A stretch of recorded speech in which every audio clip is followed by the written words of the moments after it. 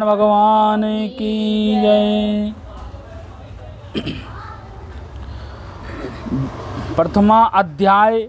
नीम सारण तीर्थ में श्री सूत जी महाराज 88,000 शौनकादिक ऋषियों से बोले, अब मैं आपके सामने कार्तिक महात्म की श्रेष्ठ कथा कहता हूँ, जिसे सुनकर मनुष्य सब प्रकार के पापों से छूटकर वैकुंठ को प्राप्त कर लेते हैं।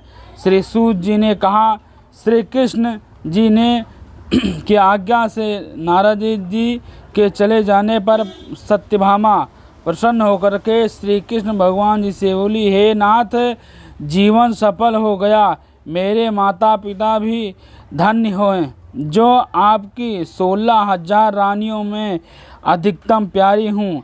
मैंने वह कल्प वृक्ष आदि आपके साथ नारद जी को विधि पूर्वक दान किया है, परंतु वह कल्प वृक्ष मेरे घर में सदा लहराया करता है, जिसकी बात से मृत्यु लोक में कोई भी स्त्री नहीं जानती।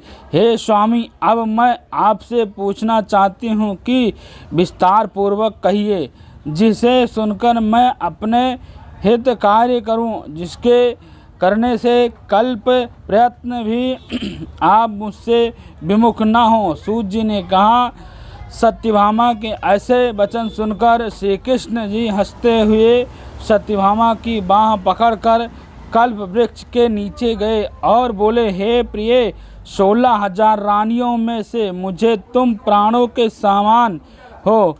तुम्हारे लिए देवताओं और देवराज इंद्र से भी मैंने विरोध कर लिया था और वहाँ पर अद्भुत व्रत। और सूत जी बोले, एक दिन श्री कृष्ण भगवान ने सत्यभामा के साथ गरुड़ पर सवार होकर के इंद्रलोक में जाकर कल्प वृक्ष मांगा। तब इंद्र के ना देने पर गरुड़ का इंद्र से घोर युद्ध हुआ। और हे प्रिय, जब मैं तुम्हें हर चीज़ दे सकता हूँ तो एक कार्य पूरा कर सकता हूँ तो क्या, कहिए। आश्चर्यजनक प्रश्न का उत्तर न दूंगा।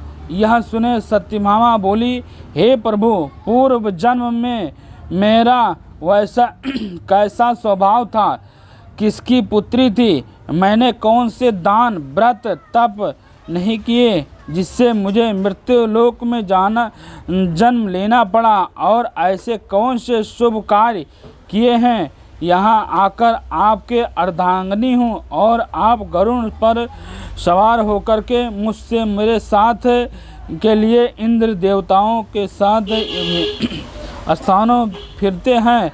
और तब भगवान बोले कि हे कांते, तुम पूर्व जन्म में किसकी पुत्री थी, कौन सी पुण्य और व्रत दान दिया शुभ कार्य करने के लिए सब कहता हूँ। पूर्व समय में सतयुग के अंत में महापुरी अत्रिगोत्र में वेदों से और यज्ञों का जानने वाला वेद शर्मा का ब्राह्मण रहता था। वह रोज अतिथियों की सेवा, हवन, सूर्य भगवान की पूजा किया करता था।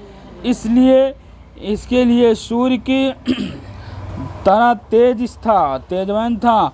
और उस ब्राह्मण के बुढ़ापे में एक गुणवंती नाम की कन्या हुई, जिसका विवाह उस पुत्रहीन ब्राह्मण ने अपने चंद्र नाम के शिष्य के साथ कर दिया और वह दोनों पिता पुत्र की तरह रहने लगे। एक समय वह दोनों कुश और समिधा लेने के लिए वन में ही हिमालय की तलाटप की पहुँचे तो उन्हें एक राक्षस को अपनी तरफ आते देखकर, जिसके भय से उनके शरीर स्थिर हो गए और उनके भागने की कोई शक्ति भी न रह गई। तब राक्षस ने दोनों को मार डाला। उनके धर्मात्मा होने के कारण मेरे प्रसाद उनको वैकुंठ में ले गए, और क्योंकि उन्होंने आजीवन सूर्य की पूजा की थी, इसलिए मैंने मैं दोनों पर अति प्रसन्न हूँ। जब वे दोनों विमान पर चढ़े हुए थे, हुए सूर्य के समान तेजस्वी रूप चंद्रमान और माला धारण किए हुए वैकुंठ में आए, तब वे मेरे पास दिव्य भोग के भोग भोगने लायक हो गए। बोलो श्री कृष्ण भगवान की जय। श्रीमन्नारायण नारायण नारायण, श्रीमन्नारायण नारायण नारायण, श्रीनारायण नारायण नारायण, श्रीनारायण नारायण नारायण, श्रीनारायण नारायण नारायण, श्रीनारायण नारायण नारायण की जय। श्री लक्ष्मी नारायण भगवान की जय।